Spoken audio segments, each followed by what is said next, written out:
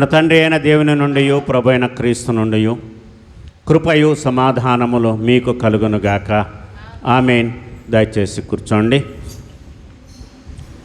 ప్రభునందు ప్రియ దేవుని సంగమా, ప్రభు అయిన యేసుక్రీస్తు నామమున మరి ఒకసారి మీకందరికీ క్రిస్మస్ పండుగ శుభాకాంక్షలను తెలియచేస్తున్నాను.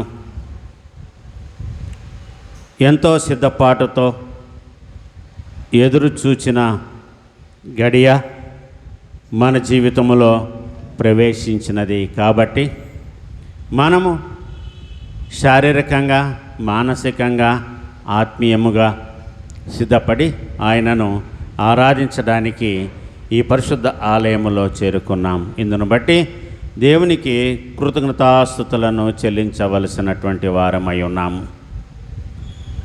ఈనాటి ధ్యానము కొరకు చదువబడిన 2 పాఠాల్లో మొదటి పాఠము యోహాను సువార్త 1వ అధ్యాయము 1వ వచనము నుండి 14వ వచనం వరకును, పత్రిక వాక్యముగా అపోస్తలుడైన పౌలు హెబ్రీయులకు రాసిన పత్రిక 1వ అధ్యాయము 1వ వచనము నుండి 12వ వచనాల్లో ఇద్దరు గ్రంథకర్తలు కూడా దేవుని యొక్క సృష్టిని గురించి,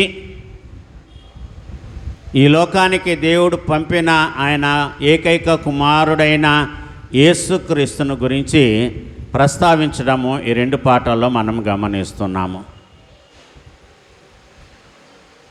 ఏ ఏ కాలాల్లో, ఏ ఏ సమయాల్లో దేవుడు మనుష్యులతో ఏ విధముగా మాట్లాడాడు అనే విషయాన్ని మనం పత్రిక వాక్యములో చూస్తాం.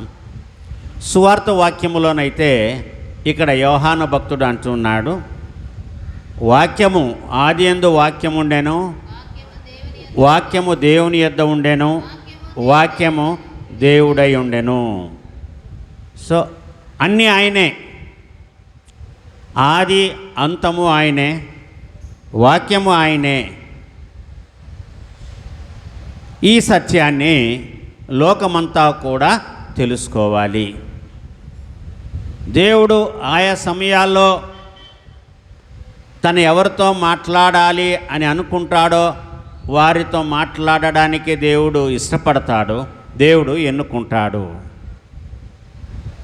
ఆ విధముగా దేవుని ద్వారా ఎన్నుకొనబడినటువంటి మనుషులు కొందరు ప్రవక్తలు ఉన్నారు, కొంతమంది రాజులు ఉన్నారు, పసిబిడ్డలు ఉన్నారు, స్త్రీలు కూడా ఉన్నారు. దేవుడు ఎవరిని విడిచిపెట్టకుండా అందరితో మాట్లాడాడు.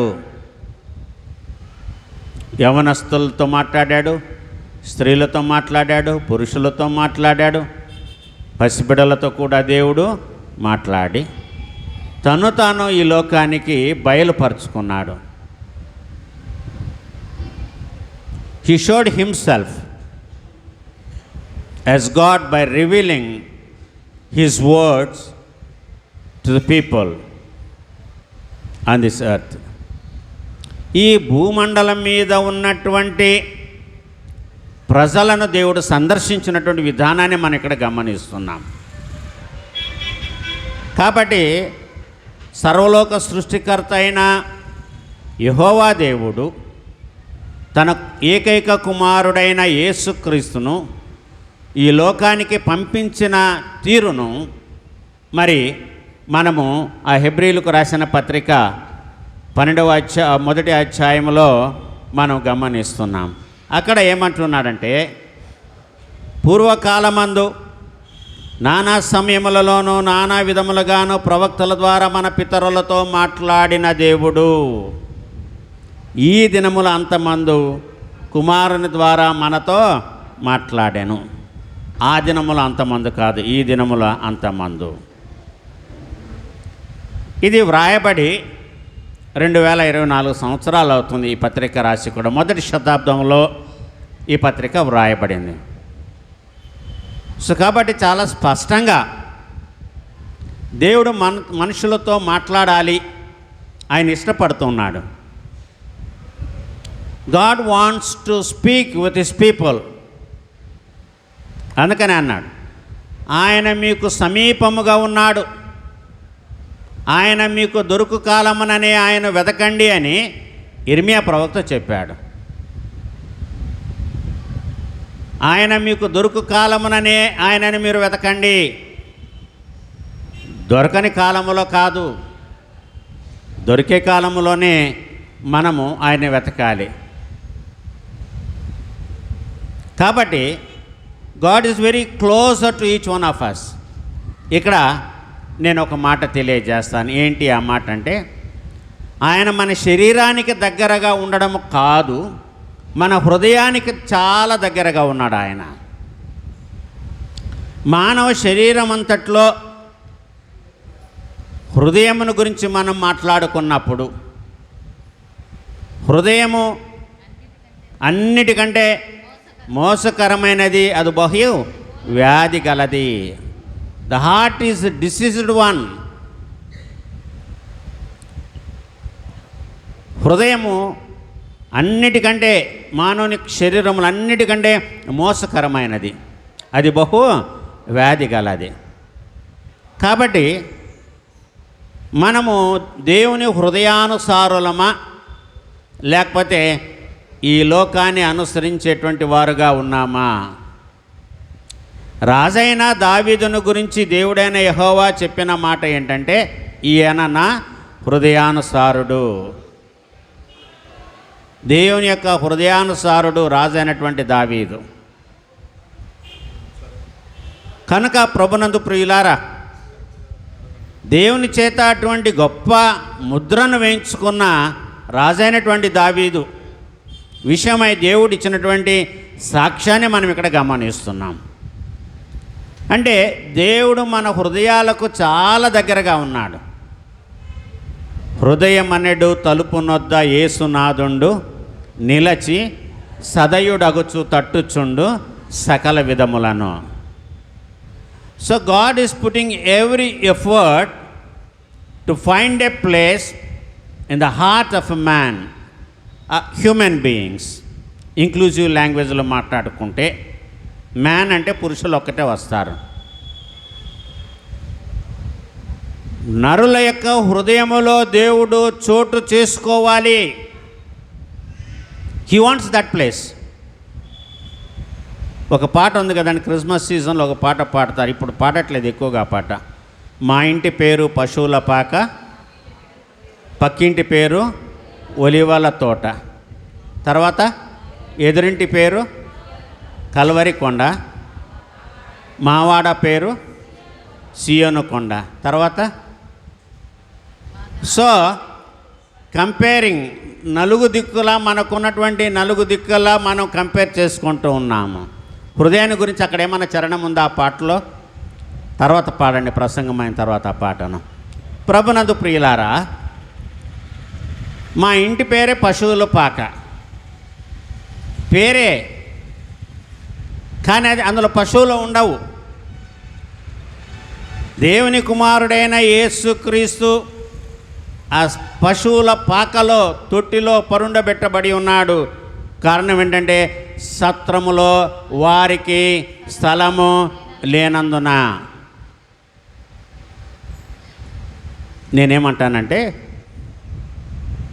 మరియమ్మ కాన్పు జరిగినప్పుడు, బిడ్డను కన్నప్పుడు, she was not the only lady who gave birth to a child. ఆమె ఒకటే కాదు, ఎక్కడెక్కడి నుంచో వచ్చారండి, కుటుంబాలతో సహా వచ్చారు, ప్రజా సంఖ్యలో వాళ్ళ పేర్లు నమోదు చేసుకోవడానికి. ఏం గర్భిణీ స్త్రీలు ఉండరా? బాలింతలు ఉండరా? ఎందుకు ఉండకూడదు? ఉన్నారు. కానీ ఒక స్పెషాలిటీ అనేది కన్య మరియ విషయంలోనే మనము చూస్తాం.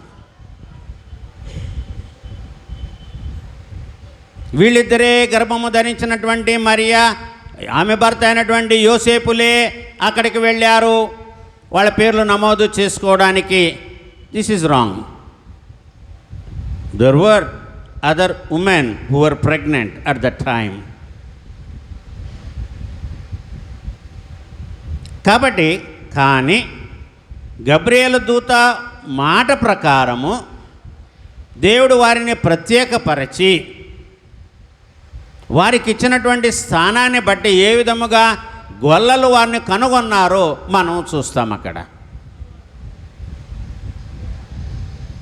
మరియ ఒక్కటే కన్యగా బిడ్డను కన్నది కాబట్టి అక్కడ ప్రత్యేకత. దాన్ని ఎవరు కూడా క్లెయిమ్ చేయలా. నేను కూడా కన్యగా ఉండి బిడ్డను కన్నాను అని ఏ కన్యకలు ముందుకు రాలా, ఏ అవివాహిత ముందుకు రాలేదు. కేవలం ఒక మరియ తప్ప. She was certified as virgin by the maids who helped her in her delivery. ఆమె బిడ్డను కంటూ ఉన్నప్పుడు ఆమె పక్కన ఉన్నటువంటి మంత్రసానులు ధృవపరిచారంట ఆమె కన్యక అని. ఇది చెప్పాలంటే మళ్ళీ నేను ధర్మశాస్త్రంలోనికి వెళ్ళాలి, లేవియ ఖండంలోనికి వెళ్ళాలి. అయితే ఇక్కడ మనం గమనించి చూస్తే దేవుని కుమారుడైన యేసుక్రీస్తును గురించి, ఆయన యొక్క మహిమోన్నత్వమును గురించి, ఆయన ఖ్యాతిని గురించి, ఆయన శక్తిని గురించి హెబ్రీ గ్రంథకర్త అయినటువంటి పౌలు చెప్పుతున్న మాటలు మనం ఇక్కడ గమనించి చూస్తే, ఆయన ద్వారా ప్రపంచములను నిర్మించెను, ఆయన దేవుని మహిమ యొక్క తేజస్సు. యేసుక్రీస్తు ఎవరండి? దేవుని మహిమ యొక్క తేజస్సు. దేవుని మహిమ యొక్క తేజస్సు అంటే ఏంటి? వెలుగు, కాంతి, కిరణము. సూర్యునిలో నుంచి ఏ విధముగా ఒక కిరణము బయటికి వస్తుందో, సూర్యుని మహిమలో నుంచి వచ్చే తేజస్సే కిరణము. ఆ కిరణములోనే వెలుగు ఉంటుంది, అది సూర్యునిలో నుంచి వచ్చింది కాబట్టి. అలాగే యేసు ప్రభువారు కూడా ఆయన సృష్టికర్త అయిన దేవుని మహిమలో నుండి మహిమను కలిగి ఆయన ఈ లోకానికి వచ్చాడు. అందుకనే అన్నారు, లోకమంతటా వెలుగు ప్రకాశించెను యేసు జన్మించినప్పుడు. రెండవది, ఆయన తత్వము యొక్క మూర్తిమంతమునై ఉండి. తత్వము, దేవుని యొక్క తత్వము ఏంటి మనం ఇక్కడ గమనించాలి. మూర్తిమంతమునై ఉండడము అంటే స్వరూపము, సొగస్సు. ఇది బాహ్య స్వరూపాన్ని గురించి ఇక్కడ మాట్లాడట్లేదు. ఇక్కడ పౌలు అంతర్స్వరూపమును గురించి ఇక్కడ మాట్లాడుతున్నాడు. ప్రతి వ్యక్తికి కూడా రెండు స్వరూపాలు ఉంటాయి. ఒకటి బాహ్య స్వరూపము, రెండవది అంతర్స్వరూపం అని ఉంటుంది. ఇది వేరు, అది వేరు. క్రీస్తుని గురించి ఇక్కడ చెప్పినప్పుడు ఏమన్నాడంటే, ఆయన తత్వము యొక్క మూర్తిమంతమునై ఉండి తన మహత్తు గల మాట చేత సమస్తమును నిర్వహించుచు. ఆయనకున్నటువంటి మహత్తు గల మాట చేత. ఎందుకంటే దేవుడు ఆయనకు ఆ అధికారాన్ని ఇచ్చాడు, క్రీస్తుకు ఆ అధికారాన్ని ఆయన ఇచ్చాడు. కాబట్టి ఇది గొప్ప సాక్ష్యాన్ని. యేసుక్రీస్తుని గురించి బాప్తిసం ఇచ్చి యోహాను ఇచ్చినటువంటి సాక్ష్యము వేరు. ఇక్కడ అపోస్తలుడైనటువంటి పౌలు క్రీస్తుని గురించి ఇచ్చినటువంటి సాక్ష్యము వేరు. ఆయన తత్వము యొక్క మూర్తిమంతమునై ఉండి తన మహత్తు గల మాట చేత సమస్తమును నిర్వహించుచు పాపముల విషయములో శుద్ధీకరణము తానే చేశాడు. పాపముల విషయములో శుద్ధీకరణము తానే చేసి దేవదూతల కంటే ఎంత శ్రేష్టమైన నామము పొందెనో వారికంటే అంత శ్రేష్ఠుడై ఉన్నత లోకమందు మహామహుడగు దేవుని కుడిపార్శ్వమున కూర్చుండెను. He was on his original place. అది ఆయన యొక్క ప్రధానమైనటువంటి స్థానం. అది ఆ స్థానాన్ని విడిచిపెట్టి ఎక్కడ ఉండవలసిన వాడు ఎక్కడి నుంచి ఎక్కడికి వచ్చాడు? తన్ను తాను రిక్తునిగా చేసుకొని హీ ఎంప్టీడ్ హిమ్సెల్ఫ్, తన్ను తాను రిక్తునిగా చేసుకొని దీనుడై ఆయన ఆ సత్రములో జన్మించవలసి వచ్చింది. పశువుల తొట్టిలో విశ్రాంతి తీసుకోవలసి వచ్చింది. ప్రభునందు ప్రియులారా, దేవుని యొక్క ప్రణాళిక, ఆయన కాబోయే గొర్రెల కాపరి కాబట్టి, గొర్రెలు గొర్రెల దొడ్డిలో ఉండాలి కాబట్టి, గొర్రెలు గొర్రెల దొడ్డిలోనే జన్మనిస్తాయి కాబట్టి, he too was born in the manger.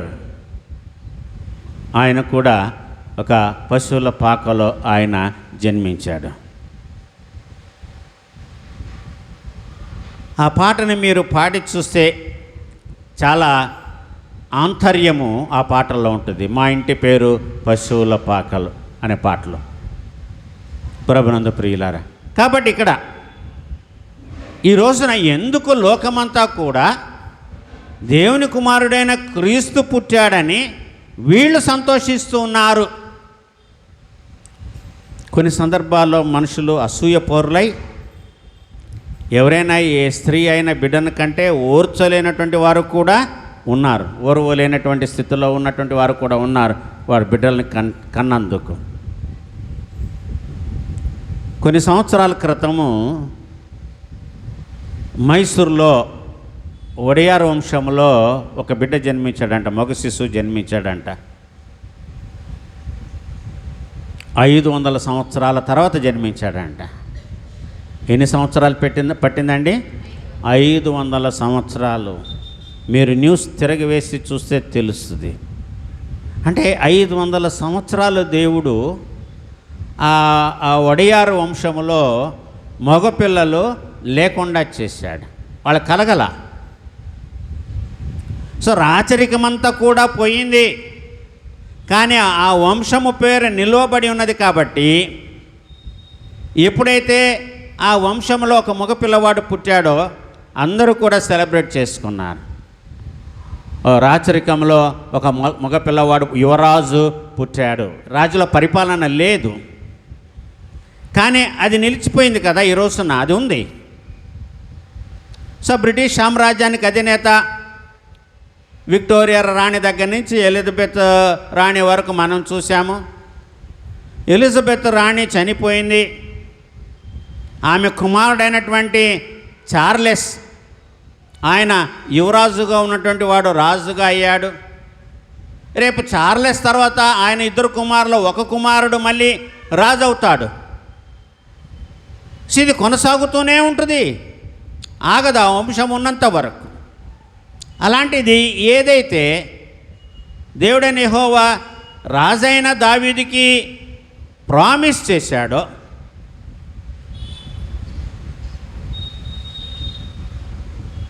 నీ బిడ్డలు తమ ప్రవర్తన విషయంలో జాగ్రత్తగా ఉండి నేను నియమించిన కట్టడలను విధులను గైకొంటే ఇశ్రాయేలీయుల రాజ్య సింహాసనమందు నీ ఇంట్లో నుంచి ఒకడు ఉండక మానడు. ఇది యెహోవా దేవుడు దావీదుకు చేసినటువంటి ప్రమాణం. ఆ విషయాన్నే రాజైన దావీదు తన కుమారుడైన సొలొమోను పిలిచి చెప్తాడు. రాజుల మొదటి గ్రంథము 2వ అధ్యాయంలో. ఆయన మరణకాలము సమీపించినప్పుడు ప్రభునందు ప్రియులారా, తమ ప్రవర్తన విషయంలో జాగ్రత్తగా ఉంటే, నన్ను విడిచిపెట్టకుండా వెంబడిస్తే, అనుసరిస్తే, నా వాక్య ప్రకారము జీవిస్తే ఇశ్రాయేలీయుల రాజ్య సింహాసనం మీద నీ కుటుంబముల నుండి ఒకరు ఉండకు మానడు. నీ సింహాసనము సదాకాలము ఉంటుందని దేవుడు వాగ్దానం చేశాడు. సో యూదా దగ్గర నుంచి తామారు దగ్గర నుంచి ఆ కుటుంబంలో వచ్చినటువంటి బిడ్డల దగ్గర నుంచి మనం చూసుకుంటే ఏ విధంగా యెషయి మొద్దు నుంచి చిగురు పుట్టిందో, దాని వేరు నుండి ఏ విధంగా అంకురము ఎదిగి ఫలించిందో, సో ఇవన్నీ కూడా మనం యెషయా గ్రంథంలో చూస్తాం. అదే ప్రభు అయిన యేసుక్రీస్తుని గురించి చెప్పబడినటువంటి మాట. అందుకనే ఆయన యొక్క సార్వభౌమత్వాన్ని గురించి, ఈ లోకములో ఆయనకున్న అధికారము కేవలం ఈ లోకములో ఉన్నప్పుడే కాదు, ఈ లోకాన్ని విడిచి వెళ్ళిన తర్వాత ఆయన తన మొదటి స్థితిని సంపాదించుకున్నాడు. దేవుడు అది ఎవరికి ఇవ్వలా, తన కుమారుడి స్థానాన్ని తన కుమారుడికే ఇచ్చాడు. ఎందుకంటే ఆయన విజయవంతంగా వెళ్ళాడు కాబట్టి. ఓడిపోయి వెళ్ళలేదు యేసు ప్రభువారు ఈ భూలోకము నుంచి పరలోకానికి. మొదటి రాకడలో ఆయన మరణాన్ని ఆయన తప్పించుకోలేకపోయాడు. ఆయన రెండవ రాకడలో ఆయనకి మరణము లేదు. ఎందుకంటే ఆయన చెప్పాడు, పునరుత్థానము నేనే, జీవమును నేనే. నా యందు విశ్వాసముంచువాడు చనిపోయినను బ్రతుకును, బ్రతికి నా యందు విశ్వాసముంచువాడు మరి ఎన్నటికీ చనిపోడు. కాబట్టి ఆయన ఆరోహణుడై ఆయన వెళ్ళి తండ్రి కుడి పార్శ్వమున ఆయన కూర్చొని ఉన్నాడు. దాని గురించి ఇక్కడ పౌలు అంటున్నాడు, ఆయన దేవుని మహిమ యొక్క తేజస్సును, ఆయన తత్వం యొక్క మూర్తిమంతమునై ఉండి తన మహత్తు గల మాట చేత సమస్తమును నిర్వహించుచు పాపముల విషయంలో శుద్ధీకరణము తానే చేసి దేవదూతల కంటే ఎంత శ్రేష్టమైన నామము పొందెనో వారికంటే అంత శ్రేష్ఠుడై ఉన్నత లోకమందు మహామహుడగు దేవుని కుడి పార్శ్వమున కూర్చుండెను. దేవుని కుడి పార్శ్వమున ఆయన కూర్చున్నాడు. చూడండి, లూకా రాసిన సువార్త 22వ అధ్యాయము 69వ వచనాన్ని చదువుకుందాం. లూకా సువార్త 22:69. ఇది మొదలుకొని మనుష్య కుమారుడు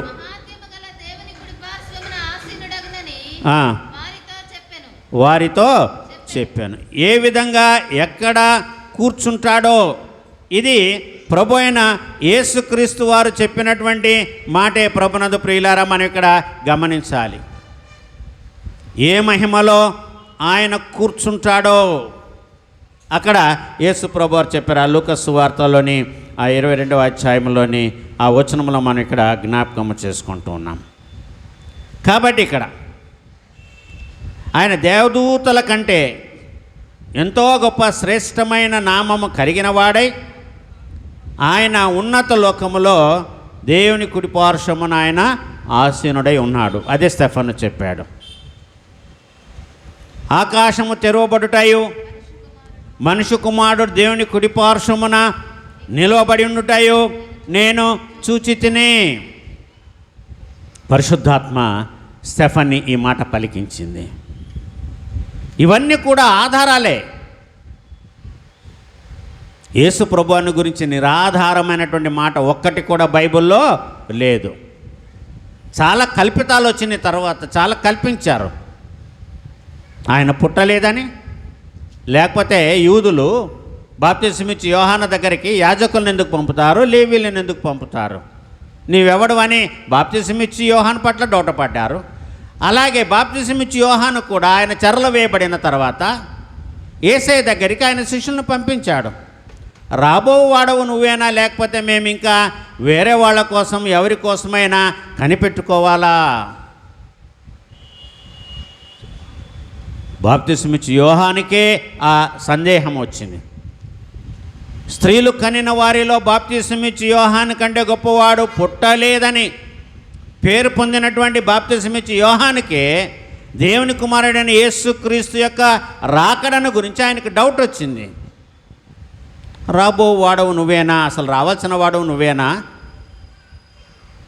లేకపోతే ఇంకా ఎవరైనా ఉన్నారని నేను వేరే వాళ్ళ కోసం ఎవరి కోసమైనా కనిపెట్టాలా? ఎందుకంటే ఇది ఆయన ఆందోళనలో ఉండి చెప్పాడు. ఎందుకంటే హేరోదు ఆయనను చెరలో బంధించాడు కాబట్టి. అంతకుముందే యేసయ్య గురించి సాక్ష్యం చెప్పాడు. ఇదిగో లోక పాపమును మోసుకొని పోయే దేవుని గొర్రెపిల్ల, నా వెనుక వచ్చేవాడు నాకంటే బలవంతుడు, గొప్పవాడు, శక్తిమంతుడు, ఆయన చెప్పుల వారును విప్పుటకైనాను నేను పాత్రుడును కాను. సో ఆ మొదటి స్టేట్మెంట్, ఆ మొదటి సాక్ష్యానికి రెండవసారి ఆయన సందేహపడినప్పుడు మనం గమనించి చూస్తే ఆయనను హృదయము కలవరపెట్టింది. కాబట్టి ఎందుకు దేవుడు చెప్పినది నెరవేరట్లేదు? సో ఈయన క్రీస్తు కాడా? నేను ఎవరికైతే బాప్తిసం ఇచ్చానో ఆయన క్రీస్తు కాడా? వేరే వాళ్ళు ఎవరైనా ఉన్నారా? అప్పటి నుంచి ఇప్పటి వరకు యూదులు కూడా క్రీస్తు జన్మించాడు అంటే నమ్మట్లేదు. వాళ్ళు ఇంకా ఎదురు చూస్తున్నారు. ఈ క్రిస్మస్ పండుగ జరుపుకునే వాళ్ళందరూ కూడా పిచ్చోళ్ళే. మెస్సియా ఇంకా రాలేదు, ఆయన వస్తాడు. వాళ్ళు ఆ వెయిటింగ్లో ఉన్నారు. వాళ్ళు ఇంకా మొదటి రాకడ కొరకే ఎదురు చూస్తున్నారు. మనమైతే క్రీస్తు యొక్క రెండవ రాకడ కొరకు మనము సిద్ధపడుతున్నాం. కారణం, మనము ఆయన మొదటి రాకడ గురించి వ్రాయబడిన బైబిల్ సత్యాలన్నీ కూడా మనము నమ్ముతున్నాము, హృదయపూర్వకంగా నమ్ముతున్నాము. కాబట్టే ఈ జీవితము.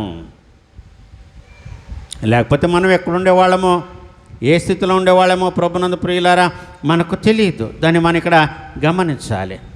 ఆయన ఎక్కడ కూర్చున్నాడో ఆ విషయాన్ని కూడా సాక్ష్యం చెప్పాడు. మనం గమనిద్దాం. చూడండి, కీర్తనల గ్రంథము 110వ అధ్యాయము మొదటి వచనాన్ని చదువుకుందాం. కీర్తనల గ్రంథము. ప్రభు నా ప్రభుతో సెలవిచ్చిన వాకు, నేను నీ శత్రువులను నీకు పాదపీఠముగా చేయి వరకు నా కుడి పార్శ్వమున కూర్చుండము అని దావీదు చెప్పాడు, ప్రవచించాడు యేసయ్యని గురించి. ఆ విషయాన్ని మనం చూస్తున్నాం. ఎందుకంటే ఆయన ఎక్కడ కూర్చున్నాడో మార్కు సువార్త 16వ అధ్యాయము 19వ వచనం. మార్కు 16:19 లేదా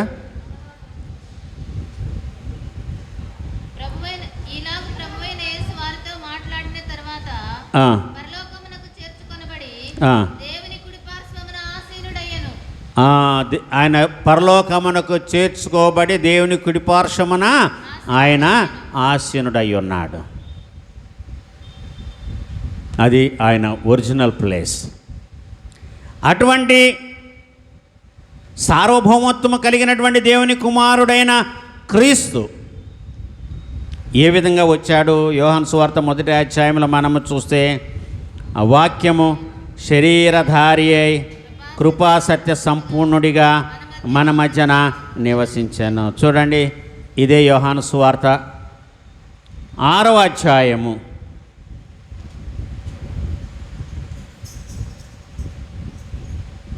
యోహాను సువార్త 6వ అధ్యాయము 51వ వచనం చదువుకుందాం. పరలోకము నుండి దిగి వచ్చిన జీవాహారము నేనే అని యేసు ప్రభు వారు అంటున్నాడు. I am the living bread, I have come from heaven. పరలోకము నుండి ఈ భూమికి దిగి వచ్చిన జీవాహారాన్ని నేనే. మరి ఒక వాక్యాన్ని మనము ఈ పరిశుద్ధ గ్రంథములో నుంచి చూసినట్లయితే ఆయన ఎక్కడి నుంచి వచ్చాడో అనే విషయాన్ని యెషయా గ్రంథము 7వ అధ్యాయము 14వ వచనంలో మనము చూస్తాం. ఏ విధముగా దేవుడు తానే యొక్క సూచక క్రియ చేస్తాడో దానిని గురించి యెషయా ప్రవక్త ప్రవచించాడు. 7:14. కాబట్టి దేవుడు తానే యొక్క సూచన మీకు చూపును, ఆలకించుడి. కన్యక గర్భవతి అయి కుమారుని కని అతనికి ఇమ్మానుయేలు అను పేరు పెడతారు. ఇదే మనము మత్తయి సువార్త 1వ అధ్యాయము 18 నుంచి 25 వచనములో చూస్తాం. ఆయన దేవుని కుడిపార్శ్వమున ఆయన ఆసీనుడైనడు, శరీరమును ధరించి ఆయన వచ్చాడు. రోమీయులకు రాసిన పత్రిక 8వ అధ్యాయము 3-4 వచనాలను చదువుకుందాం. శరీరమును అనుసరింపక ఆత్మను అనుసరించే నడుచుకొను, మన యందు ధర్మశాస్త్ర సంబంధమైన నీతి విధి నెరవేర్చబడవలెనని పాప పరిహారము నిమిత్తము దేవుడు తన సొంత కుమారుని పాప శరీర ఆకారముతో పంపి ఆయన శరీరమందు పాపమునకు శిక్ష విధించెను. ఎలయనగా శరీరానుసారులు శరీర విషయముల మీద మనస్సునుంచుతారు, ఆత్మానుసారులు ఆత్మ విషయము మీద మనస్సును ఉంచుతారు. కాబట్టి ప్రభునందు ప్రియులారా, ఇక్కడ రాయబడినటువంటి సత్యము ఈ రోమీయులకు రాసినటువంటి పత్రిక 8వ అధ్యాయం 3-4 వచనాలు, శరీరమును అనుసరింపక ఆత్మను అనుసరించి నడుచుకొని మన యందు ధర్మశాస్త్ర సంబంధమైన నీతి విధి నెరవేర్చబడవలనని పాప పరిహారము నిమిత్తము దేవుడు తన స్వకీయ కుమారుని పాప శరీరాకారముతో పంపి ఆయన శరీరమందు పాపమునకు శిక్ష విధించెను. కాబట్టి ఏమంటున్నాడంటే, ఆయన శరీరధారిగా వచ్చాడు. వాక్యము అయినటువంటి దేవుడు శరీరాన్ని సంతరించుకొని ఆయన ఈ లోకానికి వచ్చాడు. చూడండి, గలతీయులకు రాసిన పత్రిక 4వ అధ్యాయము 4-5 వచనాలను చదువుకుందాం. అయితే కాలము పరిపూర్ణమైనప్పుడు దేవుడు తన కుమారుడిని పంపెను. ఆయన స్త్రీ యందు పుట్టి మనము దత్తపుత్రులము కావలెనని ధర్మశాస్త్రమునకు లోబడిన వారిని విమోచించుటకై ధర్మశాస్త్రమునకు లోబడిన వాడాయను. చూడండి, ధర్మశాస్త్రం ఆయనే ఇచ్చాడు, మళ్ళీ ఆయనే ఆ ధర్మశాస్త్రానికి లోబడి ఉన్నాడు. ఆయన శరీరధారిగా వచ్చాడు. ఎందుకంటే ధర్మశాస్త్ర విధులను నెరవేర్చడం కోసం ప్రభునందు ప్రియులారా మనం గమనించాలి. హెబ్రీయులకు రాసిన పత్రిక 2వ అధ్యాయము 14-15 వచనాలను చదువుకుందాం. కాబట్టి ఆ పిల్లలు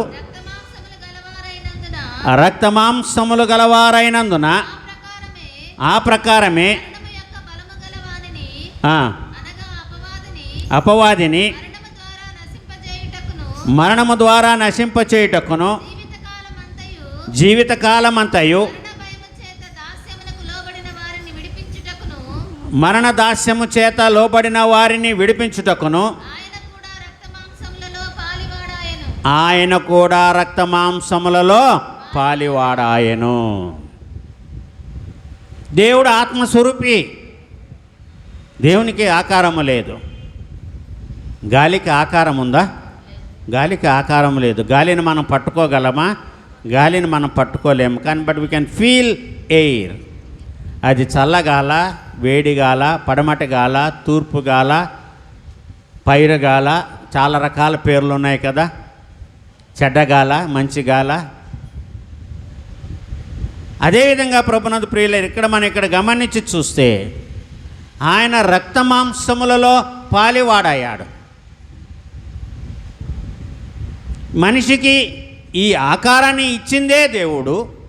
దానిలోకే ఆయన ఇమడాలి అని అనుకున్నాడు. ఆయన చోటు చేసుకోవాలి అని అనుకుంటున్నాడు. అందుకనే దేవుడు మీలో ఉన్నాడు. దేవుడు ఎక్కడా లేడు.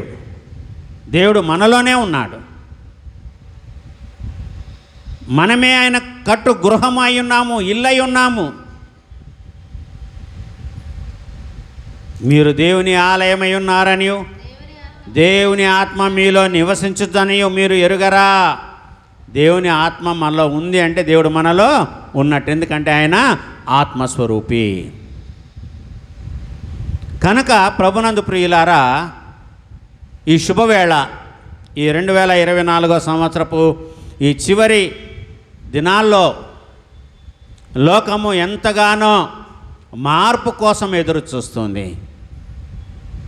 మార్పు జరగాలని ఎదురు చూస్తుంది. ఈ మార్పు అనేది ఎక్కడ ప్రారంభమవుతుంది, ఎక్కడ అంతమవుతుంది? ఈ మార్పుకి అంతము ఏది? దేవుడు అన్నాడు, ఆదియు అంతమును నేనే, ఆల్ఫా నేనే, ఒమేగా నేనే. గ్రీకు భాషలో ఆల్ఫా మొదటి అక్షరము ఒమేగా చివరి అక్షరం. So I am the beginning and I am the end. సృష్టికర్త ఆయనే, లయపరిచేవాడు ఆయనే, సంరక్షించేవాడు ఆయనే. కాబట్టి ఈ లోకము నిలిచి ఉన్నంత వరకు నేను క్రొత్త ఆకాశమును క్రొత్త భూమిని నేను సృజించాను అని మనము ప్రకటన గ్రంథము 21వ అధ్యాయంలో మనము చదువుకుంటాము. లయము కానటువంటిది దాని కొరకు దేవుడు తన కుమారుణ్ణి ఈ లోకానికి పంపించాడు. దాన్ని ఈ భూమి మీద స్థాపించడానికే. నీ చిత్తము పరలోకమందు నెరవేరినట్లు భూమి ఎందునో నెరవేరును గాక. ఇదొక మన petition. We are submitting a petition before God. Let thy will be done on the earth as it is in heaven. దేవుని చిత్తము పరలోకములో ఏ విధముగా ఉందో అది భూలోకములో ఉండాలి అని అంటే దానికి మూలకర్తలు మనమై ఉండాలి. It is not the Christ. ఆయన మొదటి రాకడలో వచ్చి దాన్ని నెరవేర్చి వెళ్ళాడు. ఇదిగో పరలోక రాజ్యము మీ మధ్యనే ఉన్నది. కానీ ప్రభు ఏమన్నాడంటే పరలోక రాజ్యము కొందరి చేత బంధింపబడింది. పరలోక రాజ్యము బంధింపబడింది. ఆ పరలోక రాజ్యాన్ని విడిపించాలి అంటే మనమే ముందుకు రావాలి. దేవుని చిత్తము పరలోకములో ఏ విధముగా నెరవేరిందో అది భూలోకంలో కూడా నెరవేరాలి అని అంటే ఆయన బిడలుగా మనమే ముందుకు రావాలి. ఆయన యొక్క రాజ్య విస్తీర్ణలో to expand his kingdom we should play our own role. మన పాత్రను మనము పోషించాలి. మనము శిల్పకారులుగా ఉండాలి, మంచి శిల్పకారులుగా ఉండాలి. మనము కట్టేటువంటి వారుగా ఉండాలి, పడగొట్టేటువంటి వారుగా ఉండకూడదు.